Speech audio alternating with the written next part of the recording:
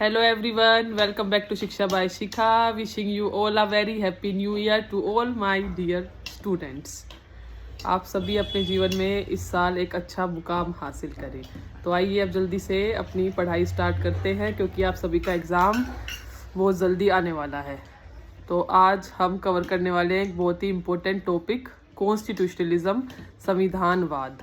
Constitution को समझेंगे, उसके बाद कॉन्स्टिट्यूशनलिज्म को समझेंगे। तो आइए हम अपनी वीडियो को स्टार्ट करते हैं। अगर आपको वीडियो अच्छी लगे, आपके लिए महत्वपूर्ण साबित होए, तो आप वीडियो को लाइक और सब्सक्राइब कर सकते हैं। तो जैसा कि हम सभी को पता है कि जो कॉन्स्टिट्यूशन है, संविधान, वो एक लीगल डॉक्यूमेंट है, एक कानूनी दस्तावेज है। ठीक है, उसके अंदर लिखा हुआ एक पुस्तक की तरह हम बताते हैं ना, उसको 12th क्लास में भी आपने पढ़ा होगा। तो उसमें सब कुछ लिखा हुआ है, सारे लॉज लिखे हुए हैं, कानून, रूल्स एंड रेगुलेशंस के, जो गवर्नमेंट है वो किसके अकॉर्डिंग काम करेगी। ठीक है, जो ये रूल्स एंड रेगुलेशंस है, इन्हीं के अकॉर्डिंग एक सरकार काम करेगी, एक जो राज्य है वो कैसे सब चीज़ें अचीव करेंगी, तो उसी के थ्रू करेंगी। वो हमारा कॉन्स्टिट्यूशन है। ठीक है, उसके अंदर सब कुछ लिखा हुआ है जिसके अकॉर्डिंग जो एक गवर्नमेंट है और जो सरकार है वो अपना काम करेगी और अच्छे से चलेगी। ठीक है, कॉन्स्टिट्यूशन से ही टर्म निकला है कॉन्स्टिट्यूशनलिज्म, संविधानवाद। ठीक है, तो ध्यान से समझो कि संविधानवाद एक ऐसी अवधारणा है जिसका अर्थ होता है कि किसी राज्य की सरकार को संविधान के प्रावधानों के अनुसार ही अपनी शक्तियों का प्रयोग करना चाहिए। ठीक है, तो ये एक आइडियोलॉजी की तरह है संविधानवाद। जो कॉन्स्टिट्यूशनलिज्म है, ये एक संविधानवाद है कि जो कॉन्स्टिट्यूशन में रूल्स एंड रेगुलेशंस लिखे हुए हैं, जो प्रावधान लिखे हुए हैं, उसी के अकॉर्डिंग एक राज्य को अपना काम करना चाहिए। ये कौन बोल रहा है? ये एक तरीके से संविधानवाद बोल रहा है। ठीक है, तो सरकार को संविधान में उल्लेखित नियमों, कानूनों और सिद्धांतों के अनुसार ही काम करना चाहिए। ठीक है, क्योंकि संविधान क्या है? देश का सबसे बड़ा कानून है, उसी के अंदर सब कुछ लिखा हुआ है। तो कॉन्स्टिट्यूशनलिज्म एक तरीके से मतलब सब कुछ चेक करता है, एक तरीके से बताता है कि भाई सबको उसके कॉन्स्टिट्यूशन के अकॉर्डिंग ही अपनी शक्तियों का उसको प्रयोग करना चाहिए। ठीक है, तो जो संविधानवाद है वो प्रजातांत्रिक भावना एवं व्यवस्था पर आधारित एक ऐसी राजनीतिक प्रणाली है जो कानूनों और नियमों से संचालित होती है। पूरा का पूरा बेस्ड किस पे है? फोकस किस पे है? नियम, कानून और कॉन्स्टिट्यूशन पे। इसमें शक्तियों के केंद्रीयकरण और निरंकुश संप्रभुता के लिए कोई स्थान नहीं होता है एवं मनुष्य की आधारभूत मान्यताओं, आस्थाओं और मूल्यों की व्यवहार में उपलब्धि संभव होती है। हमको यहाँ पर क्या समझ में आया कि जो संवैधानिकता है, संविधानवाद है, कॉन्स्टिट्यूशनलिज्म है, वो एक ऐसी आइडियोलॉजी है, एक ऐसी विचारधारा है, एक ऐसी अवधारणा है, एक तंत्र है जो लोकतांत्रिक सरकार को वैधता प्रदान करती है। अंडरलाइन कर लो कि संविधानिकता एक ऐसी अवधारणा है, एक तंत्र है जो लोकतांत्रिक सरकार को वैधता प्रदान करती है, एक डेमोक्रेटिक गवर्नमेंट को वैधता प्रदान करती है। अधिकांश देशों में संविधान है, हम सभी को पता है। बहुत सारी जगह पर रिटन कॉन्स्टिट्यूशन है, हमारे इंडिया में भी रिटन कॉन्स्टिट्यूशन है, सबसे बड़ा रिटन कॉन्स्टिट्यूशन है। लेकिन इसका बिल्कुल भी यह मतलब नहीं है कि वे संविधानवाद का पालन करते हैं। ठीक है, कॉन्स्टिट्यूशन हो सकता है, लेकिन इसका मतलब ये नहीं है कि वहां पर संविधानवाद भी होगा, कॉन्स्टिट्यूशन के अकॉर्डिंग ही सब कुछ चल रहा होगा, ऐसा जरूरी नहीं है। भारत में हमारा रिटन कॉन्स्टिट्यूशन है। संवैधानिकता को देश के मौलिक शासन का स्वाभाविक परिणाम माना जाता है। ठीक है, हमारे यहाँ सब कुछ कैसे चलता है? भारत में सब कुछ कॉन्स्टिट्यूशन में जो लिखा हुआ है उसी के अकॉर्डिंग चलता है। अगर कोई भी रूल कॉन्स्टिट्यूशन को की जो भी भावना है उसको आहत करेगा या उसके खिलाफ होगा, तो आप जुडिशरी में जा सकते हो, कोर्ट में केस डाल सकते हो, फिर उसको जो है उस रूल को खत्म कर दिया जाएगा, नल एंड वॉइड कर दिया जाएगा। ठीक है, तो हमारा देश में क्या है? संविधान भी है लिखा हुआ और हमारे यहाँ पर संविधानवाद भी है। ठीक है, तो संविधानवाद एक ऐसी विचारधारा है जो किसी भी राष्ट्र के लोगों के जीवन मूल्यों, विश्वासों और आदर्शों की व्याख्या करती है। ठीक है, उसी से जो कॉन्स्टिट्यूशनलिज्म है उसी से सब कुछ पता चलता है कि उस देश में कैसे क्या क्या सब कुछ चल रहा है। ठीक है, और फोकस किन चीजों पे है। तो हमारे भारत में क्या है? संविधानवाद है। आप कैसे बोल सकते हो संविधानवाद है? तो आप बता सकते हो कि हमारे यहाँ पर लिखित संविधान है, एक रिटन कॉन्स्टिट्यूशन है। जो हमारे भारत का संविधान है वो लिखित है और एक मौलिक शासकीय दस्तावेज के रूप में कार्य करता है। सब कुछ कॉन्स्टिट्यूशन के अकॉर्डिंग ही हमारे यहाँ पर होता है। दूसरा पॉइंट है लचीलापन और एकात्मकता।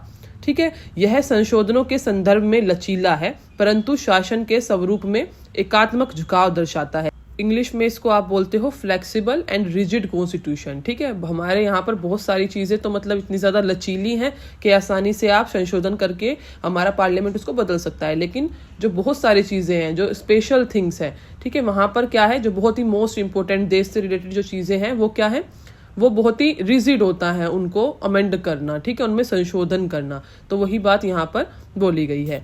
तीसरा जो पॉइंट है कि जो हमारा हमारा जो इंडिया यहाँ पर क्या है, सेपरेशन ऑफ पावर है। हमारा कॉन्स्टिट्यूशन बात करता है शक्ति विभाजन की।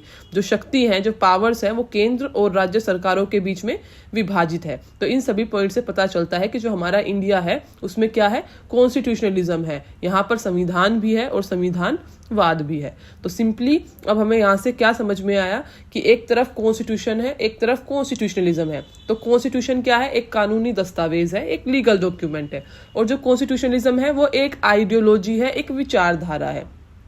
ठीक है, कॉन्स्टिट्यूशन ने एक गोल को अचीव करने का एक तरीका बताया कि कैसे हम उसको अचीव करेंगे, इन लॉज पे चलेंगे तो हम अचीव कर लेंगे। और कॉन्स्टिट्यूशनलिज्म, संविधानवाद, वो एक गोल है जिसे हमें अचीव करना है। संविधानवाद को ही तो हमें पाना है कि सब कुछ कॉन्स्टिट्यूशन के हिसाब से चले। तो हमको अचीव किसको करना है, कॉन्स्टिट्यूशनलिज्म को। किसके थ्रू, कॉन्स्टिट्यूशन के थ्रू। तो हमें संविधानवाद को पाना है संविधान के रास्ते पर चलते हुए। ठीक है, समझ में आया ना सभी को कि संविधानवाद को हमें अचीव करना है संविधान के रास्ते पे चलते हुए। जब हम संविधान को फॉलो करेंगे तो हमको आखिर में संविधानवाद मिल जाएगा। यहाँ पर सिंपली सा मतलब इसका ये है। ठीक है, अब हम बात करते हैं संवैधानिकता के सिद्धांतों के बारे में। ठीक है, कॉन्स्टिट्यूशनलिज्म के फीचर्स, विशेषता और प्रिंसिपल्स, कुछ भी आप इसको बोल सकते हो। ठीक है, तो संविधानवाद का सबसे जो इम्पोर्टेंट फीचर है वो है अधिकारों का विभाजन, सेपरेशन ऑफ पावर्स। ठीक है, शक्तियों का पृथक्करण शासन तंत्र को 3 शाखाओं अर्थात विधायिका, कार्यपालिका और न्यायपालिका में विभाजित करता है। आप सभी को पता है ना, लेजिस्लेचर, एग्जीक्यूटिव एंड जुडिशरी, तीनों को अपना अपना अपने जो काम दिया गया है उसी में काम करना होता है। जो लेजिस्लेचर है, विधायिका है, वो कानून बनाएगी। जो एग्जीक्यूटिव है, कार्यपालिका है, वो उसको एग्जीक्यूट करेगी, लागू करेगी। और न्यायपालिका लास्ट में चेक करेगी क्या सही है क्या गलत है। यह न केवल सत्ता के एकाधिकार को रोकता है बल्कि नियंत्रण और संतुलन की एक प्रणाली भी बनाता है। क्योंकि शक्तियों का यह विभाजन संविधान में ही है, इसलिए यह संवैधानिकता सुनिश्चित करने का एक प्रभावी उपकरण बन जाता है। ठीक है, डिवीजन ऑफ पावर्स है तो किसी की भी मोनोपोली नहीं होगी, सबको अपना अपना काम करना है। दूसरा जो इंपॉर्टेंट फीचर है वो है अकाउंटेबल गवर्नमेंट, जिम्मेदार एवं जवाबदेह सरकार। ठीक है, तो लोकतांत्रिक व्यवस्था में सरकार का चुनाव इसीलिए किया जाता है ताकि वह उन लोगों की सेवा कर सके जो उसे चुनने में मदद करते हैं। इस अर्थ में मतदाताओं को अपनी सरकार से जवाबदेही और जवाब मांगने का अधिकार है। इसलिए जब सरकार मतदाताओं की उम्मीदों पर विफल हो जाती है तो उन्हें वोट देकर शासन करने का अधिकार रद्द कर दिया जाता है। ठीक है, 5 साल का टाइम मिला है, अगर वो हमने वोट किया, उनको जिताया, अगर वो हमारी नीड्स को समझे, हमारी चीज़ों को समझे कि भाई जनता चाहती क्या है, तो ठीक है, उसको हम आगे भी करेंगे। लेकिन अगर वो आपकी चीज़ों को नहीं समझेगा, गलत गलत काम करेगा, जिम्मेदारी नहीं दिखाएगा अपनी, तो अगले साल उसको बदल दिया जाएगा 5 साल बाद। ठीक है, तीसरा पॉइंट है लोकप्रिय संप्रभुता, पॉपुलर सोवरेनिटी। सोवरेनिटी क्या होता है, जैसे इंडिया एक सोवरेन स्टेट है, ना तो हम किसी के ऊपर डिपेंडेंट है, ना ही किसी ने हम पे क्या बोलते हैं, हम पे किसी ने काबू किया हुआ है। तो इसका मतलब इंडिपेंडेंट। ठीक है, सोवरन मतलब संप्रभुता। तो लोकप्रिय संप्रभुता की अवधारणा यह बताती है कि सरकार अपनी वैधता लोगों से प्राप्त करती है। लोग जो है, जनता जो है, वो ही सबसे मोस्ट इंपोर्टेंट है।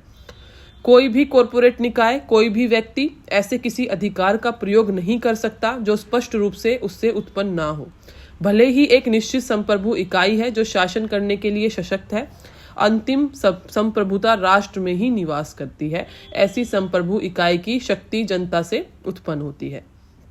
चौथा पॉइंट है कानून का शासन, रूल ऑफ लॉ। कानून के शासन की उपस्थिति का मतलब है कि सरकार पुरुषों की नहीं, या मतलब लोगों की नहीं, बल्कि कानूनों की है। यहाँ पे भी किसी अमीर व्यक्ति की नहीं चलेगी कि कोई अमीर है उसकी चल जाएगी, नहीं, यहाँ पर किसकी चलेगी, केवल कानूनों की। जो एक डाइसी नाम का व्यक्ति था, ठीक है, डाइसी के बारे में आपने पढ़ा होगा, उन्होंने ही रूल ऑफ लॉ का कंसेप्ट दिया था। ठीक है, तो उन्होंने क्या बताया था कि 3 आवश्यक घटक बताए थे कानून के शासन के, कि कानून के किसी विशिष्ट उल्लंघन को छोड़कर किसी को भी दंडित नहीं किया जाना चाहिए जो कानून की सामान्य अदालतों के समक्ष सामान्य कानूनी तरीके से स्थापित किया गया हो। दूसरा उन्होंने बताया था कोई भी कानून से ऊपर नहीं है, कोई भी अमीर हो, गरीब हो, राजा हो या आम जनता हो, ठीक है, सब पे सेम रूल ऑफ लॉ लगेगा अगर सेम उन्होंने कोई चीज गलत की है, ठीक है। चोरी मैंने भी की है, चोरी मेरे टीचर ने भी किया है, तो दोनों, ऐसा नहीं है कि वो बच्चा है वो टीचर है, दोनों ने सेम ही अपराध किया है, तो दोनों के लिए क्या है, सेम ही रूल अप्लाई होगा, ठीक है। तीसरा उन्होंने बताया था कि न्यायालय किसी व्यक्ति के अधिकारों और स्वतंत्र की रक्षा में महत्वपूर्ण भूमिका निभाते हैं, ठीक है। तो ये था हमारा फीचर कानून का शासन। पांचवा जो इंपॉर्टेंट फीचर है कॉन्स्टिट्यूशनलिज्म का वो है इंडिपेंडेंट जुडिशरी, स्वतंत्र न्यायपालिका, ठीक है। न्यायपालिका की स्वतंत्रता किसी भी उदार लोकतंत्र का सार और स्वतंत्र समाज की नींव है। न्यायपालिका कानून के शासन की संरक्षण है और यदि इसकी स्वतंत्रता छीन ली जाती है तो यह कानून के परे शासन को खतरे में डाल देती है। हमारा जो कॉन्स्टिट्यूशन है उसके आर्टिकल 50 के तहत न्यायपालिका को कार्यपालिका से अलग करने की भी परिकल्पना की गई है, ठीक है, क्योंकि सबका अपना अपना काम है, सबका सेपरेशन ऑफ पावर्स है, तो अपना अपना काम सबको करना है, ठीक है। उसके बाद नेक्स्ट फीचर है व्यक्तिगत अधिकार, इंडिविजुअल राइट्स, ठीक है। संवैधानिकता के फलने फूलने के लिए व्यक्ति के अधिकार सर्वोच्च स्थान पर होना चाहिए। सबसे ज्यादा फोकस किस पे होना चाहिए, इंडिविजुअल राइट्स, ठीक है। भारत में संवैधानिक व्यवस्था इन अधिकारों को संविधान के भाग 3 में डालकर महत्व देती है। सबको पता है ना कि पार्ट 3 में हमारे फंडामेंटल राइट्स लिखे हुए हैं, ठीक है, तो जिसके हम हकदार हैं, हमको इसलिए वो मिला है। इन व्यक्तिगत अधिकारों को न केवल अदालतों द्वारा संरक्षित किया गया है बल्कि उनकी व्याख्या इस तरह से की गई है कि उनका प्रभाव और जो उनका कार्य प्रणाली है वो बहुत ही व्यापक हो गया है, बहुत ही विशाल हो गया है। इन अधिकारों का प्रवर्तन संवैधानिक न्यायालयों अर्थात सर्वोच्च न्यायालय और उच्च न्यायालयों द्वारा सुनिश्चित किया जाता है कि हमारे राइट्स का कोई भी हनन ना कर सके। जो लास्ट फीचर है कॉन्स्टिट्यूशनलिज्म का वो है जो कानून और न्यायपालिका है उस पर पुलिस जो है वो नियंत्रण रखती है, मतलब पुलिस की भी जवाबदेही है, ठीक है। संविधानवाद की यह भी परिकल्पना है कि पुलिस अपने कर्तव्यों का पालन करते हुए व्यक्तियों के अधिकारों, स्वतंत्रता और गरिमा को बनाए रखेगी। पुलिस को कानूनों और अदालतों के नियंत्रण में लाकर इसे सुनिश्चित किया जाता है, ठीक। ये थे संविधानवाद के फीचर्स, मतलब प्रिंसिपल्स या सिद्धांत, आप कुछ भी बोल सकते हो, उसमें आपको ये सब लिखना है, ठीक है। अब हम बात करते हैं संविधानवाद के महत्व के बारे में कि इसका सिग्निफिकेंस क्या है। तो सिंपली आप पॉइंट्स में ही इसको समझने की कोशिश करो और पॉइंट्स में ही अपने पेपर में लिख देना कि किसकी बात करता है, कानून की बात करता है, तो मतलब कानून का शासन एक फीचर भी था, उसका महत्व भी है कि यह देश में विधि के शासन की स्थापना करता है। दूसरा, नागरिक केंद्रित सरकार, फोकस किस पे है, इंडिविजुअल पे, जनता पे, इंडिविजुअल राइट्स पे, तो ये कैसी सरकार को बढ़ावा देगा, नागरिक केंद्रित सरकार बनेगी, तो ये एक बहुत बड़ा सिग्निफिकेंस है। तीसरा सिग्निफिकेंस है शांतिपूर्ण एवं व्यवस्थित सामाजिक व्यवस्था को बढ़ावा देना, ठीक है, एकदम शांति बनी रहेगी। फोर्थ जो सिग्निफिकेंस है वो है नागरिक अधिकारों का संरक्षण, अभी हमने बताया था कि वो इंडिविजुअल राइट्स पे बहुत ज्यादा फोकस करता है। फिफ्थ है सत्ता के दुरुपयोग को रोकना, ठीक है, कोई भी सत्ता का दुरुपयोग नहीं करेगा, ठीक है, सबको कॉन्स्टिट्यूशन के हिसाब से चलना है। और लास्ट है आर्थिक विकास को भी प्रोत्साहित करना, ठीक है, इकोनॉमिक जो डेवलपमेंट है उसको भी बढ़ावा देना है। तो कुल मिलाकर जो अब हमारा निष्कर्ष निकलता है, जो कंक्लूजन निकलता है, जो आपको अपने पेपर में लिखना है कि जो कॉन्स्टिट्यूशनलिज्म है, जो संवैधानिकता है, उसकी जो अवधारणा है वो अस्तित्व में है और सभी कामकाजी लोकतंत्रों में वो पनपती है। हालांकि पिछले कुछ वर्षों में सरकारों ने नागरिकों को लाभ पहुंचाने के बजाय अपने फायदे के लिए सरकारी तंत्र का उपयोग करना सीख लिया है। सब देखते हो ना कि जो करप्शन की बात करते हैं कि सब अपने अपना यूज कर रहे हैं, जो उनको काम मिला जनता के लिए वो ना करके खुद के लिए वो यूज कर रहे हैं सरकारी तंत्र को। तो सरकार ने नीति निर्माण में कॉरपोरेट हितों को पिछले दरवाजे से प्रवेश देकर नीति निर्माण प्रक्रिया को दूषित कर दिया है, जिसका प्राथमिक उद्देश्य बड़ी आबादी का कल्याण है। जिस दस्तावेज को व्यक्तियों के अधिकारों को सुनिश्चित करने के लिए अपनाया गया था उसका उपयोग उन्हें दबाने और मताधिकार से वंचित करने के लिए किया जा रहा है, ठीक है। ये आपने क्या बता दी, नेगेटिव चीजें बता दी, लेकिन अब आपको अच्छी चीजें भी, पॉजिटिव साइड भी सरकार की आपको अब दिखानी पड़ेगी। करप्शन है लेकिन उसको ठीक करने के लिए भी बहुत सारी पॉलिसीज वगैरह बनाई गई है, तो आप कभी भी एक तरफा आंसर नहीं लिखोगे, ठीक है। अगर आप नेगेटिव लिखोगे तो आप पॉजिटिव भी लिखोगे, आपको अपने आंसर को हमेशा न्यूट्रल रखना है, ठीक है। तो लास्ट में बस आप सभी को शॉर्टली मैं यही समझाना चाहती हूँ कि संविधानवाद केवल एक ऐसी अवधारणा है, एक तंत्र है जो लोकतांत्रिक सरकार को वैधता प्रदान करती है। और जो हमारा इंडिया है उसमें संवैधानिकता हम कैसे बता सकते हैं कि देश में जो मौलिक शासन का स्वाभाविक परिणाम हम संवैधानिकता को बोल सकते हैं। और संवैधानिकता के सिद्धांत कौन कौन से हमने पढ़ा? सेपरेशन ऑफ पावर है, शक्तियों का बंटवारा है, जिम्मेदार और जवाबदेह सरकार है, लोकप्रिय संप्रभुता है, स्वतंत्र न्यायपालिका मतलब इंडिपेंडेंट जुडिशरी है, व्यक्तिगत अधिकार मतलब इंडिविजुअल राइट, और सबसे इंपॉर्टेंट कानून का शासन, रूल ऑफ लॉ की कॉन्स्टिट्यूशनलिज्म बात करता है। तो यही सब आपको अपने पेपर में लिखना है। आई होप आप सभी को आज की वीडियो अच्छे से समझ में आई होगी और आपके लिए यूजफुल रहेगी। तो आपकी कोई भी क्वेरी होती है तो आप मुझे कमेंट बॉक्स में बता सकते हैं। Thank you and all the best for your exam.